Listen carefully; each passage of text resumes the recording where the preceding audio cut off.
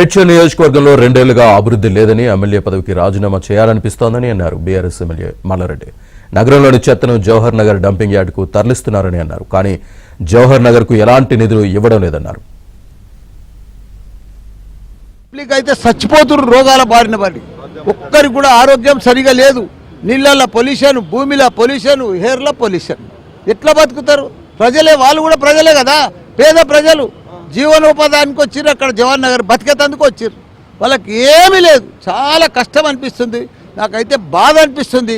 ఎందుకురా ఈ 2 ఏళ్ల సంది నేను ఎమ్మెల్యే ఉన్నా అసలు రాజీనామా చేద్దామనుకున్నా. ప్రజల బాధ చూసి నాకు భరించలేకపోతున్నా. నాకైతే దుఃఖం వస్తుంది, బాధ వస్తుంది. ఒక్క రూపాయి ఇస్తలేరు. అయితే మేడ్చల్ నియోజకవర్గంలో రెండేళ్లుగా అభివృద్ధి లేదని ఎమ్మెల్యే పదవికి రాజీనామా చేయాలనిపిస్తోందని అన్నారు బీఆర్ఎస్ ఎమ్మెల్యే మల్లారెడ్డి. నగరంలోని చెత్తను జవహర్ నగర్ డంపింగ్ యార్డుకు తరలిస్తున్నారని అన్నారు. కానీ జవహర్ నగర్ కు ఎలాంటి నిధులు ఇవ్వడం లేదన్నారు. అయితే చచ్చిపోతున్నారు రోగాల బారిన పడి, ఒక్కరికి కూడా ఆరోగ్యం సరిగా లేదు. నీళ్ళల్లో పొల్యూషన్, భూమిలో పొల్యూషన్, హెయిర్లో పొల్యూషన్. ఎట్లా బతుకుతారు ప్రజలే? వాళ్ళు కూడా ప్రజలే కదా, పేద ప్రజలు. జీవనోపాధానికి వచ్చారు, అక్కడ జవహర్ నగర్ బతికేతందుకు వచ్చారు. వాళ్ళకి ఏమీ లేదు. చాలా కష్టం అనిపిస్తుంది. నాకైతే బాధ అనిపిస్తుంది.